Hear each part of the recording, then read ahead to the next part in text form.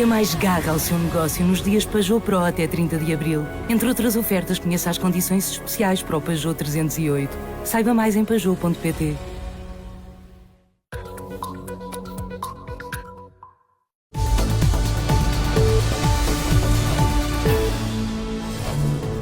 Boa tarde, está na edição 5 Notícias deste sábado. Ainda não são conhecidas as causas da enorme explosão no sul do Irão, que fez 4 mortes e mais de 500 feridos. Aconteceu no mesmo dia em que as autoridades iranianas estiveram reunidas com representantes norte-americanos para discutir o programa nuclear. Donald Trump e Volodymyr Zelensky estiveram reunidos na Basílica de São Pedro antes do funeral do Papa Francisco. A Casa Branca garante que o encontro foi muito produtivo. Zelensky diz que foi histórico e que poderá dar resultados em breve. Cerca de 500 mil pessoas acompanharam as cerimónias fúnebres do Papa Francisco, que foi sepultado na Basílica de Santa Maria Maior, tal como desejava. Durante a cerimónia, Marcelo Rebelo de Sousa ficou na segunda fila, atrás de Donald Trump. Também Luís Montenegro e Paulo Rangel e José Pedro Aguiar Branco estiveram no funeral do Papa. O Benfica joga amanhã com o Aves e o Bruno Lage pede concentração máxima aos jogadores. Já o Sporting joga com o Boa Vista. Rui Borges confirma o regresso de Morita.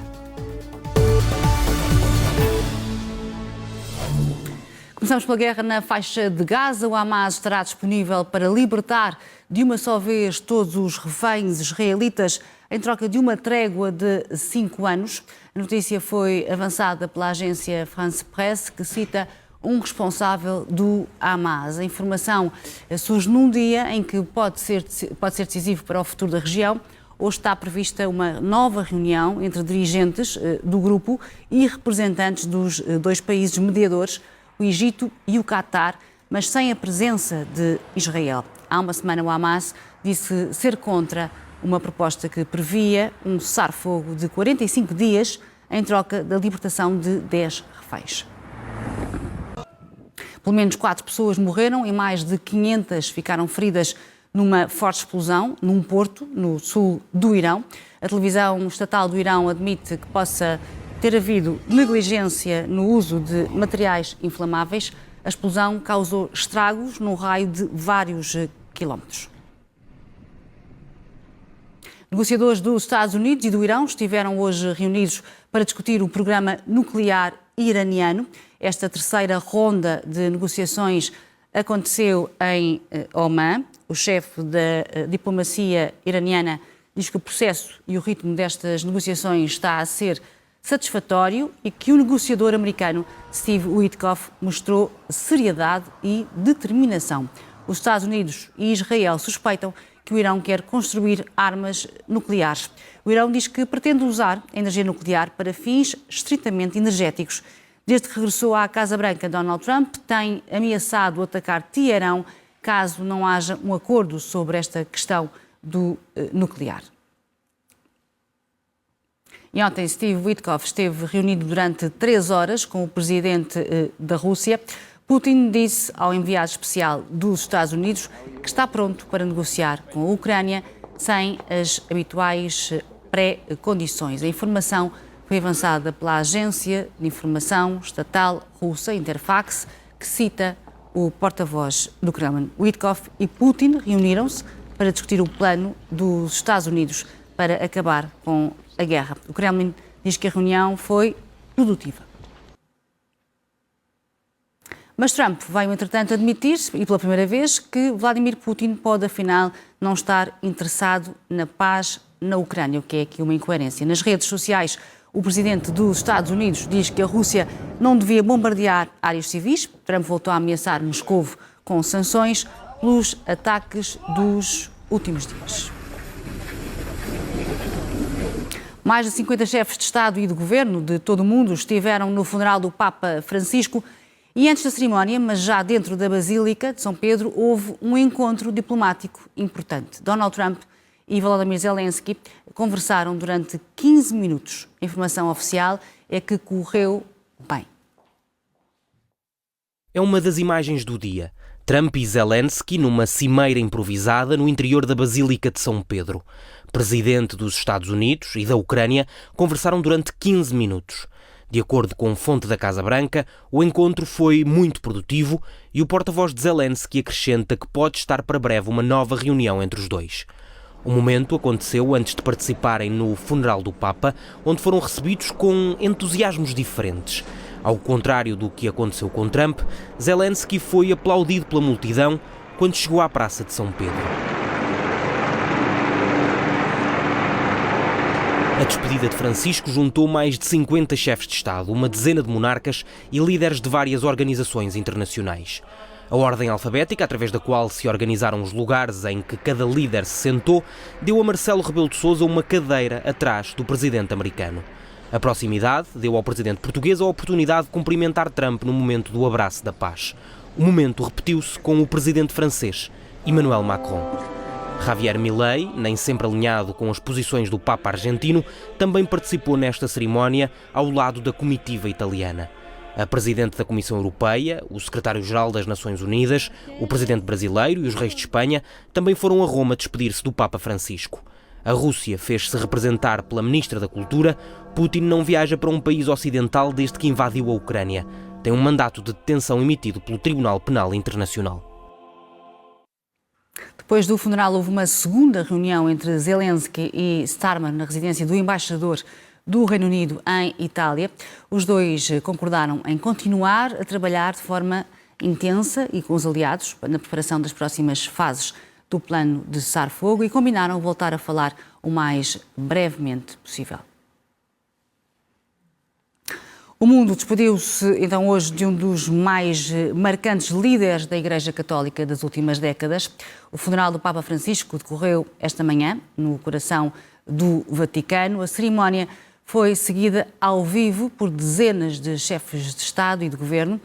Foi também acompanhada de perto por dezenas de milhares de pessoas que encheram por completo a Praça de São Pedro, na mais pequena cidade-estado do mundo.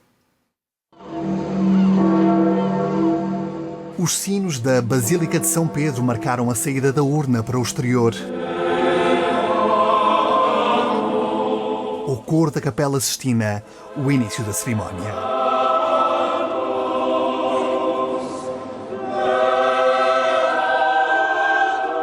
Na Praça de São Pedro e nas imediações, um mar de gente feito de leigos e religiosos, altos dignitários ou simples admiradores.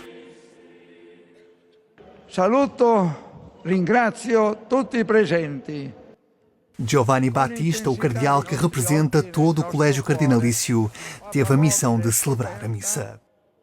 In contrasto con quello che ha definito la cultura dello scarto, ha parlato della cultura dell'incontro, della cultura della solidarietà. Dirigiu-se ao mundo italiano, celebrou a missa em latim, mas abriu espaço para outras vozes e línguas, do árabe ao mandarim, do alemão ao português.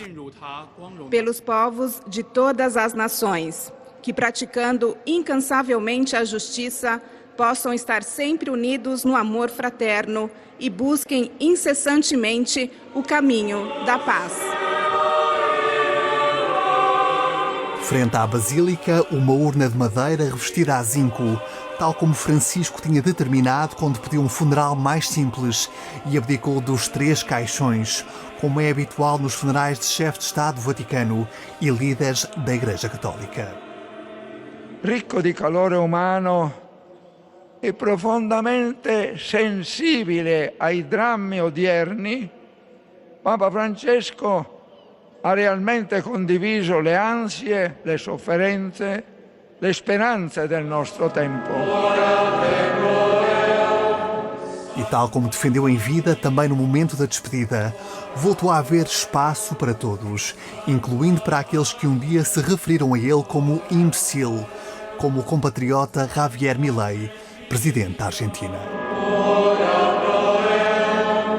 O fim das exéquias marca o início de 9 dias de luta oficial, com missas diárias em homenagem ao homem que preferiu somar, em vez de dividir.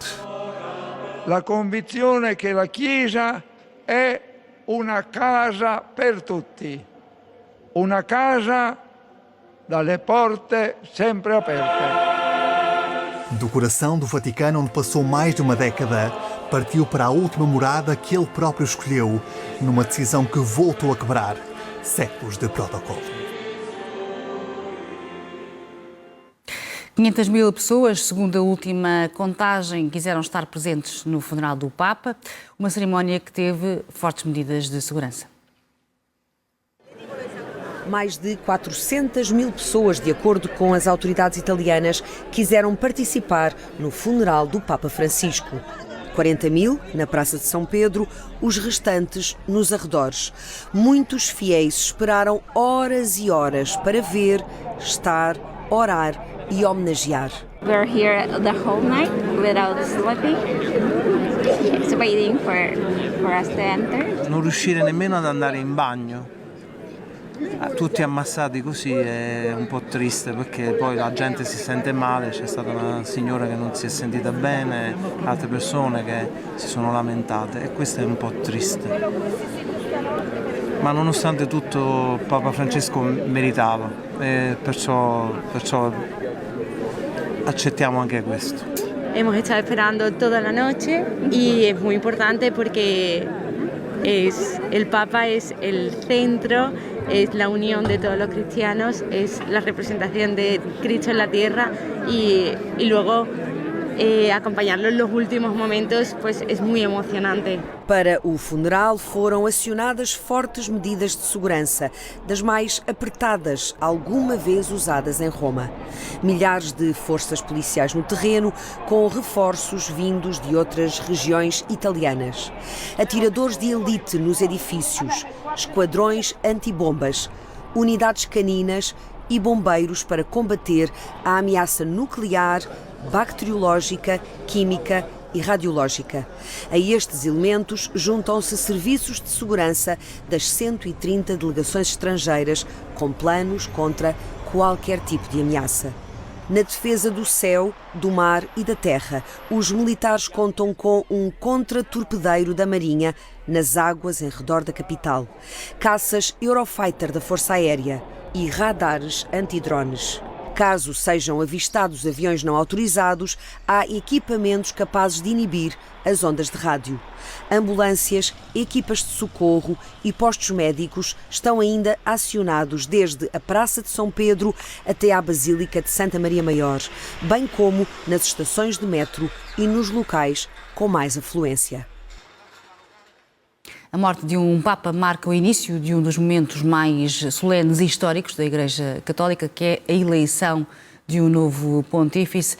Segundo uma tradição com cerca de 800 anos, segue-se agora uma fase de luto e de reflexão que termina com um conclave que vai então escolher o próximo Papa. Com a morte do Papa Francisco, começa um processo rigoroso com séculos de tradição que levará à escolha do próximo líder da Igreja Católica. Até que isso aconteça, é o cardeal camerlengo, o americano Kevin Farrell, que vai gerir os assuntos correntes da Igreja. Logo após o funeral tem início um período de 9 dias de luto. Olhando para o calendário, será entre 27 de abril e 5 de maio. Durante estes 9 dias são realizadas várias missas celebradas por cardeais na Basílica de São Pedro. Mas este período vai ser também aproveitado para as chamadas congregações gerais e particulares. O objetivo é preparar o conclave, discutir o estado da Igreja e possíveis candidatos ao papado. Participam todos os cardeais, incluindo os que têm mais de 80 anos, que não têm direito a voto no conclave. Tendo em conta o luto de 9 dias, o conclave só começará após o dia 6 de maio. Mas as regras do Vaticano ditam que deverá ser entre 15 a 20 dias após a morte do Papa. Por este critério, a reunião deverá começar antes do dia 10 de maio. A data exata será decidida pelos cardeais. Definida a data, o conclave vai ser realizado, como manda a tradição, na Capela Sistina, no Vaticano. Têm direito a voto 135 cardeais, que têm de ter menos de 80 anos. Destes, 108 já foram nomeados pelo Papa Francisco. Os cardeais vão estar em isolamento completo, sem comunicação com o exterior. Tem então início o processo de votações secretas até 4 vezes por dia, 2 de manhã e 2 à tarde.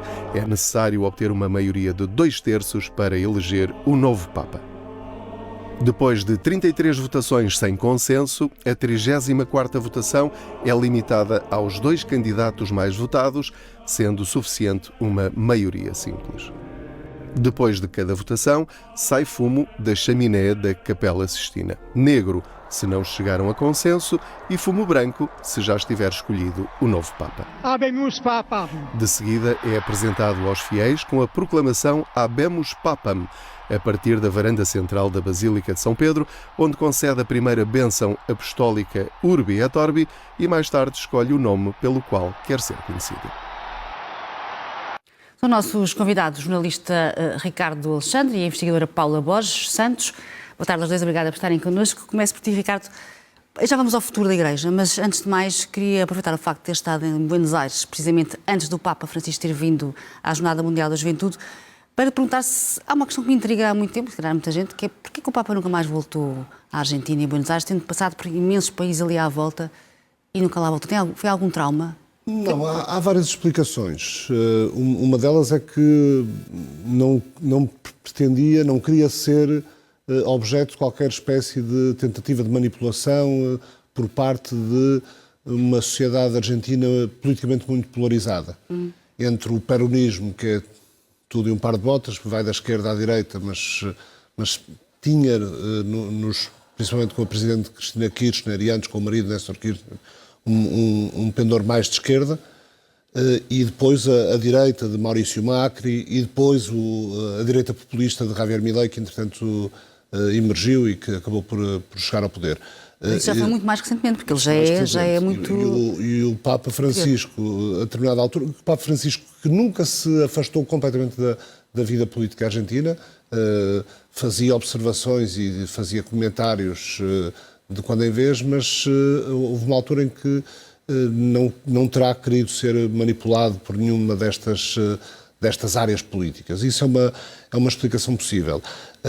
No entanto, nessa altura, quando lá estive, em julho de 2023, fiz a pergunta a Guillermo Barco, que foi porta-voz do então arcebispo de Buenos Aires durante cerca de 9 anos, e ele disse-me que estava previsto, ou estava pensada, uma visita do Papa a Buenos Aires em março de 2024. Como sabemos, entretanto, o Papa adoeceu e depois a saúde dele nunca mais voltou a ser a que era, e essa também pode ter sido uma razão para pura e simplesmente não ter acontecido essa visita.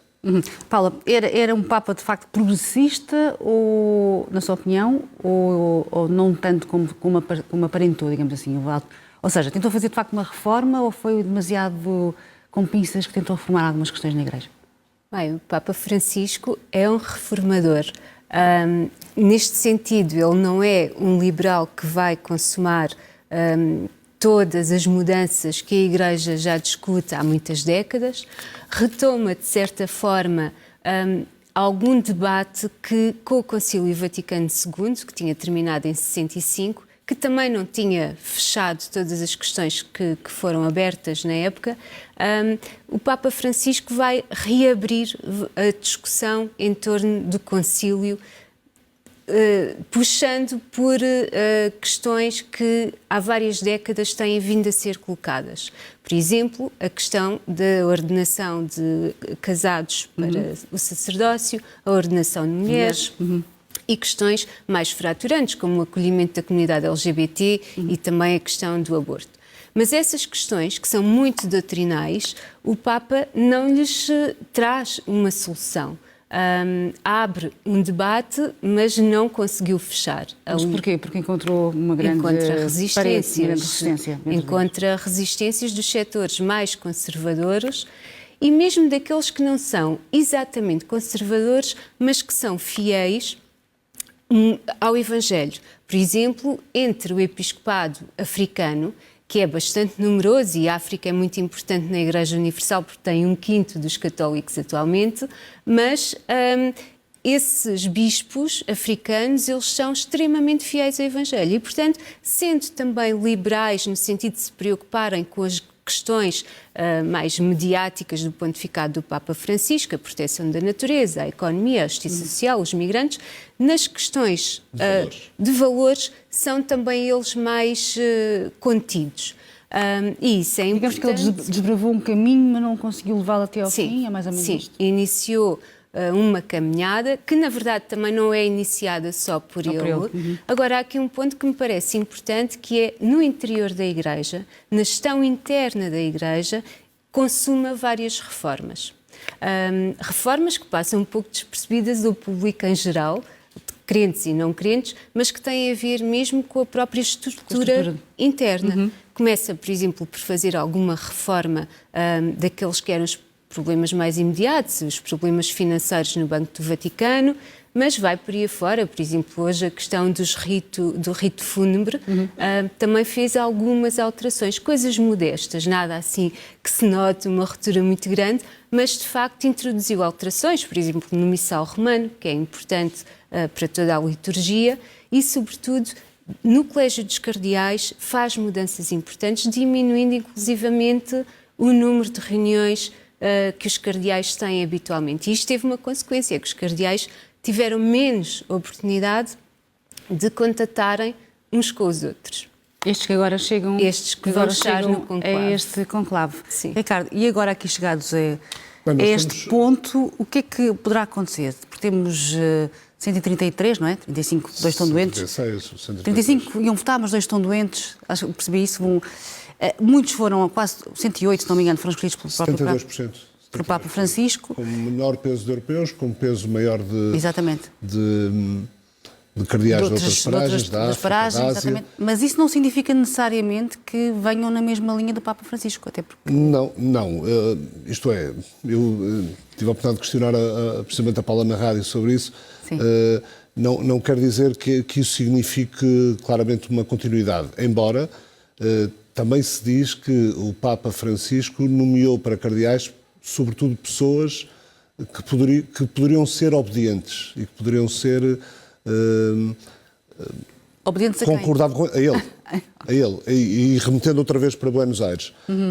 Uma das pessoas com quem falei, o diretor da revista Critério, que é uma revista de inspiração católica que existe desde 1928, publicada ininterruptamente desde 1928, que aborda temas religiosos, que entrevistou várias vezes o Papa, também dizia que, além de ser uma pessoa do Papa, do então arcebispo de Buenos Aires, Jorge Bergoglio, ser uma pessoa extremamente culta, extremamente informada, com muito sentido de humor, com muito apreço pelos detalhes, querer estar informado do detalhe mais ínfimo de qualquer questão, também disse que era uma pessoa que convivia mal com a crítica. Sério? Convivia mal com a crítica e ligava isso à forma como as nomeações tinham sido feitas para o Colégio de Cardeais. Escolheu, sobretudo, pessoas que sabe que não o vão incomodar e pessoas que sabe que vão ser obedientes. E, portanto, isso... Mas vão ser obedientes a que linha? Que essa é a minha questão. Provavelmente à linha das reformas que ele estava a fazer. Se as fez, não as consumou totalmente. Tendo em conta esta informação que eu não sabia, como é que destes todos que aparecem, destes cardeais que aparecem agora, quais é que poderão ser os mais... Ana, antes de irmos à lista dos papábulos e fazermos uma aposta aqui entre nós, eu gostava de pegar nisto que o Ricardo diz e que realmente em Portugal se sublinha muito pouco, ao contrário de alguma imprensa noutras partes do mundo, designadamente no mundo anglo-saxónico. É verdade que o Papa Francisco tinha na sua gestão interna uma faceta de autoridade, de ordem, e que se rodeou nas escolhas que fez dos cardeais e do pessoal da Cúria de homens da sua confiança, mesmo que esses homens levantassem alguns anticorpos e estivessem envolvidos em algumas controvérsias, como é o caso, por exemplo, do seu chefe de gabinete. Controvérsias, por exemplo, a propósito de umas assinaturas de faturas que não estavam completamente legalizadas e também no caso dos bispos da Argentina que já foram condenados por abusos pelos tribunais, num caso mesmo condenado a pena de prisão efetiva, e que o Vaticano ainda tem o processo pendente e, portanto, ainda não houve uma penalização direta desse bispo. Mas se fosse ele a escolher, quem é que seria o sucessor? Quando ele tenta rodear-se de cardeais que são, enfim, fiéis para essa Nós vemos escolhas muito diferentes. Se fosse o próprio Papa Francisco a escolher o sucessor, quem é que seria? Nunca seria só ele, portanto aí mas se pudesse ser ele, quem é que ele preferiria? Sabemos, não. Provavelmente algum sacerdote, algum bispo asiático, aquela ideia de reforçar a periferia da Igreja Universal, trazendo alguém de um continente que ainda não teve nenhum Papa eleito. Mas tem a particularidade, aqueles que podem ser candidatos não têm muito boa imagem junto da China. E até que ponto o Vaticano quererá fazer uma escolha que possa hostilizar a China? Essa questão é muito, muito importante, Ricardo, porque o que se passa com a China é que o atual secretário de Estado, Parolin, fez um acordo com Pequim, permitindo que o governo chinês nomeasse bispos católicos. Ora, quem nomeia bispos é o Santo Padre, é a Santa Sé. Portanto, é a delegação num governo de um poder que é decisivo, que é o coração do poder do Papa em relação à Igreja. E isso é muito contestado, atualmente foi muito contestado. Por exemplo, um dos Papabili, que é o bispo de Mianmar, também questionou essa opção, da mesma forma que na Cúria o atual secretário das Relações entre Estados, o bispo Paul Gallagher, que eu também vejo como uma possível nomeação, também criticou esse acordo. Os bispos norte-americanos, sobretudo da facção mais conservadora, inclusivamente é uma posição também da administração Trump, esta insistência de que a Santa Sé não pode fazer acordos com potências estrangeiras que lhe retirem o controle também sobre o seu próprio episcopado. O cardeal de Hong Kong também se opôs e, portanto, a relação com Pequim e a China estará certamente em discussão nestes dias de congregações gerais e será Vai ser um conclave complicado? Ou antes, vou reformulando, poderá sair daqui, será um Papa mais moderado? Diria que sim, depois da experiência que significou, ainda que as reformas possam não ter sido consumadas totalmente, a experiência que significou o Papa Francisco, creio que poderá ser essa a tendência de alguma moderação. E mais moderado quer dizer mais conservador? É um recuo? Não, há aqui uma questão que nós discutimos também há dias, muito rapidamente. Assim, a Igreja neste momento precisa de olhar para a questão da unidade interna e os bispos neste momento há uma questão central, que é a questão da estabilidade. Não podendo, ou talvez não indo para a eleição de um Papa que seja demasiado jovem e que faça um pontificado muito longo, tem que ser alguém que num período de 10 anos estabilize aquilo que ficou em curso, que consiga reunir partes que, entretanto, se afastaram. Há uma questão que também foi muito polémica e que ficou em aberto, que é a retirada da autoridade dos bispos. É isso que leva o confronto do episcopado alemão com o Papa Francisco e outros episcopados, também os africanos, reagiram a essa diminuição de poderes dos bispos. E, portanto, estas são questões importantes que estão aqui em observação por estes dias. Se tivesse que apostar, apostava em quem? No Cardeal de Jerusalém. Cardeal de Jerusalém, italiano. Sim, é italiano, mas tem uma presença muito forte neste contexto de guerra e de negociações para a paz. Inclusivamente ofereceu-se para ficar como refém do Hamas em troca da libertação de crianças israelitas. Tem condenado os dois lados do conflito, Israel e Gaza, o que também, tendo em conta a política do Vaticano nos últimos tempos, mostra aqui alguma equidistância, que é salutar, e é um homem muito reconhecido e de trato diplomático muito acentuado. O Vaticano também vai precisar disso. Ricardo? Último minuto? Só não é, posso revelar, mas ele também não me pediu o segredo. Sei que o Ministro dos Negócios Estrangeiros, Paulo Rangel, ficou muito bem impressionado com este cardeal quando fez a visita a Israel e esteve reunido com ele. Vamos ver se será ele ou não. Muito obrigada aos dois por terem estado connosco. Obrigado. Boa tarde, obrigado.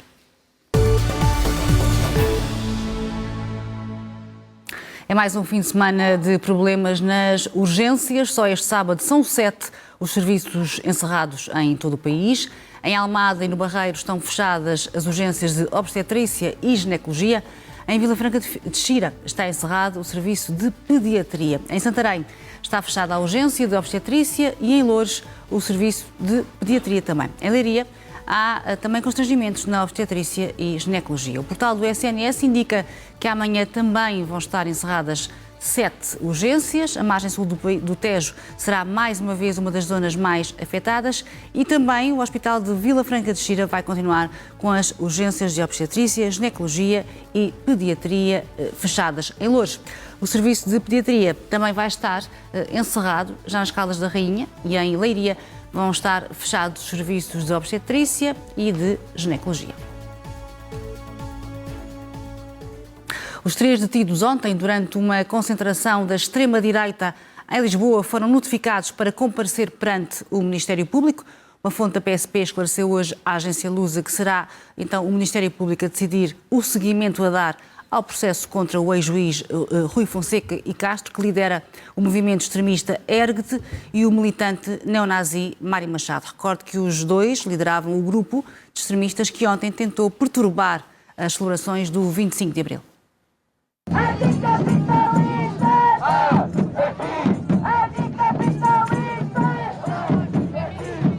Avenida cheia e em cada rosto igualdade. 25 de Abril sempre! Fascismo nunca mais!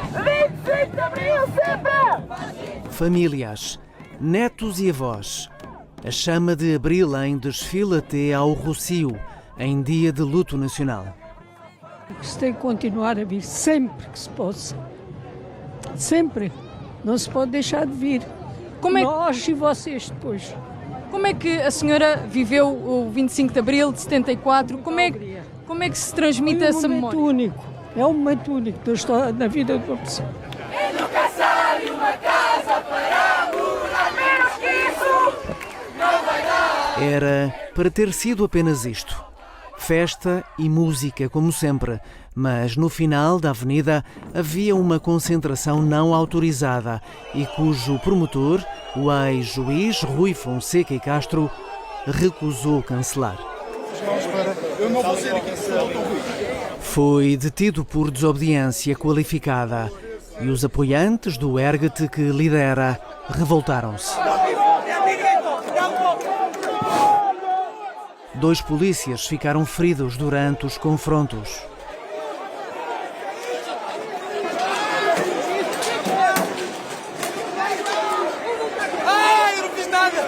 Mas no mesmo local havia uma contra-manifestação antifascista e os confrontos alastraram-se sem que a polícia conseguisse evitar. Houve elementos da extrema-direita infiltrados e, como vamos ver, a agredir pelas costas homens e mulheres.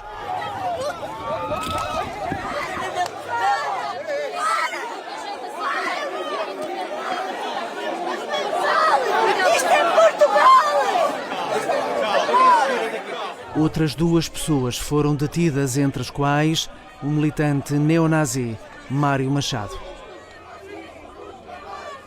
Ao final da noite, acabou por ser libertado, tal como o ex-juiz. Não houve qualquer norma que tenha sido incumprida da nossa parte. O único foco de violência, de desordem, começou na polícia. Eu entreguei-me à polícia, as imagens foram transmitidas em direto, que as pessoas que foram detidas por motivos políticos e são, neste momento, arguidos políticos, detidos políticos que vão agora aguardar o desenvolvimento do processo.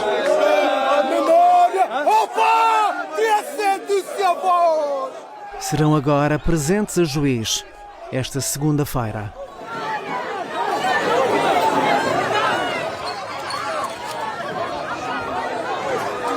A violência, a intolerância e o discurso do ódio não se sobrepuseram, no entanto, aos valores de Abril. Em cada rosto igualdade. E a tradição cumpriu-se nas maiores cidades do país, com muitos sorrisos e esperança renovada. O secretário-geral do PS acredita que os acontecimentos de ontem vão mobilizar eleitores para votar a 18 de maio. Ontem foi um dia bonito, foi um dia de festa, em que os portugueses saíram à rua para celebrar a liberdade, celebrar a democracia, as conquistas de Abril, enquanto tivemos ao mesmo tempo um governo à janela. No que diz respeito à extrema-direita, a mim só me ocorre dizer que eles falam muito da ordem, mas são os primeiros responsáveis pela desordem. E, portanto, não devemos levar tanto a sério a extrema-direita, e eu julgo que o dia de ontem e estes dias, quando muito, vão servir para mobilizar os portugueses, para nós, no dia 18 de maio, conseguirmos derrotar a AD e termos um governo progressista, que lidere uma mudança segura, que governe para todos e não apenas para alguns, como é o governo da AD. O secretário-geral do PCP diz que há sinais preocupantes de ressurgimento do fascismo, mas também diz que acredita que os portugueses serão capazes de o voltar a combater. A reação e o fascismo têm estado a pôr a cabeça de fora. É verdade. Sabemos isso, sentimos isso, vemos isso todos os dias e muitas vezes com o apoio daqueles que nos dão espaço, espaço, espaço e espaço. Mas podem pôr a cabeça de fora, mas há uma coisa que temos a certeza. Este nosso povo, que com as suas mãos construiu a mais belo acontecimento do nosso povo, que foi a Revolução de Abril, não vai permitir que essa reação e esse fascismo saia da lama onde está atolado, e dessa lama nunca vai sair cá para fora. Cá estamos para o trabalho. Patrícia Sampaio é campeã da Europa de Judo, conquistou esta tarde a medalha de ouro na categoria 78 quilos. A portuguesa derrotou a alemã Anna Olek. Patrícia Sampaio junta o ouro às medalhas de bronze conseguidas nos Olímpicos de Paris em 2024 e no Campeonato da Europa de 2023. É a segunda medalha de Portugal nesta edição dos Europeus de Judo. Catarina Costa arrecadou a medalha de prata na categoria 48 quilos na passada quarta-feira. A competição está a decorrer em Podgorica, capital do Montenegro. O Sporting enfrenta amanhã o Boa Vista com Morita já disponível. Rui Borges desvaloriza a falta de resposta de Frederico Varandas sobre a continuidade como treinador e diz até que há um clima de grande confiança. Foi questionado sobre a arbitragem, foi questionado sobre o Vítor, foi questionado sobre o treinador, não respondeu a nenhum. Tão simples quanto isso. A minha confiança com o Presidente é 1000%. Desde o primeiro dia, porque teve coragem de ir buscar um treinador, pagar por ele, onde se calhar o meu passado não é assim tão grande como poderia ser de outros treinadores, que já têm umas carreiras mais prolongadas, por isso a maior confiança que o Presidente me podia ter dado foi me ir buscar ao Vitória. Bruno Lage não vai poupar a equipa no jogo de amanhã com o Aves. O treinador do Benfica diz que tudo fará para evitar que se repita o que aconteceu com o Aroca. Sobre o Carreiras, está convocado e vai ser titular amanhã e não há gestão nenhuma. Sobre outra questão, nós percebemos que estamos numa contagem decrescente para o final do campeonato. Todos os jogos são importantes, qualquer distração nos pode penalizar e custar muito caro e nós temos de estar na concentração máxima para o jogo da manhã. A pesca da sardinha foi retomada no início desta semana, depois de uma paragem de 4 meses. Este ano a cota foi reforçada para mais de 34 mil toneladas. Poucas e não tão boas quanto o esperado. Tem que ter um lombo mais, mas já sabe a sardinha. As sardinhas já estão à venda em alguns mercados, como este, em Angeiras. Mas esta primeira safra é mais para agradar a vista do que o paladar. O aspecto é agradável, mas vamos ver o sabor, que é o mais importante. Mas não é aquela sardinha que o português gosta. Portanto, nós ainda estamos em abril e é muito cedo ainda para a sardinha andar. Portanto, eu já comi. É uma sardinha que é uma aquecidela só para matar o desejo. A sardinha ainda é pequena e miúda, mais difícil para vender ou mesmo para servir aos clientes. Neste momento não estamos a vender sardinha, até porque a sardinha nos primeiros tempos é mais seca. A sardinha não está muito boa, temos que aguardar porque ela ainda não está com bom aspecto, mas ainda não está boa para comer, ainda está seca. As características ainda não são ideais, mas o pescado vai ser todo vendido. A garantia é das conserveiras nacionais, que este ano vão assegurar a compra de metade das capturas aos barcos da ProPeixe, Cooperativa de Produtores de Peixe do Norte. Um acordo que beneficia as duas partes. Isto dá-nos, sobretudo, regularidade e constância no nosso abastecimento. Permite-nos também ter um produto de alta qualidade, atempadamente, de uma forma continuada, de maio até dezembro, e que para nós é muito importante e que para a pesca, obviamente, também é importante porque conseguem o abastecimento da indústria, mas sobretudo também o escoamento da parte deles das capturas. A frota voltou ao mar na última semana, depois de 4 meses e meio parada. Um regresso que fica marcado pelo reforço da cota para 34 mil toneladas, mais 5 mil toneladas do que no ano anterior. Foi um bom começo, muito bom. O preço está melhor, agora vamos já ver como é que correm os outros dias. Sou melhor que no ano passado. Esperemos que seja assim pela safra toda, porque o mais importante é pescar bem, mas vender bem também, ou vender melhor ainda. E neste primeiro dia correu bem, porque os contratos com as conserveiras estão a funcionar, os preços estão mais aproximados, portanto, penso que estamos no bom caminho.